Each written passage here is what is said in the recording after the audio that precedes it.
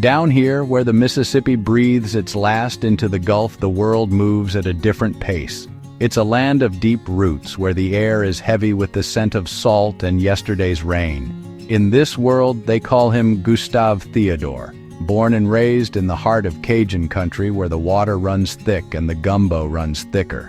He was a child of Mama Joy Nell, his laughter echoing through the swampy marsh with his two brothers.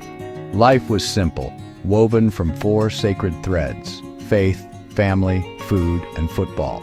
Sundays meant church pews and potluck dinners. Weekdays meant hard work and school. Friday night was for football, with LSU on Saturday and the Saints on Sunday. Every day was a reason to thank the Lord for your family. But sometimes, the Bayou don't just hide gators. Sometimes it hides a deeper, quieter pain too. For Gustave, it started small, a way to quiet the restlessness in his soul. What began with a drink to fit in soon turned into a storm he couldn't control. Pills, drinks, smoke, and powders, anything to escape the silence. He was chasing a high he couldn't catch, running from a man in the mirror he no longer recognized. I ain't even know who I was no more. Every sunrise just promised another day of hurt. Mama Joy Nell, she cried every night. I could hear her through the walls, praying for her boy to come home. But I ain't care, or maybe I cared too much. I just wanted to drown everything out. The shame, the guilt, all of it. One night, the storm came. Outside and inside, a squall blew in off the Gulf, fierce and sudden. Gustave was out on that water, lost in a fog of his own making, too far gone to paddle back. He thought he was gonna die out there, another soul swallowed by the swamp. The boat was taken on water, and I was taken on fear like never before. I remember screaming, not out loud but inside, where nobody could hear, a desperate, broken cry from the bottom of my soul. Jesus, if you can hear me down in this mess, get me out of this. I can't do it no more. He woke up to silence. The storm had passed, and in that quiet something changed.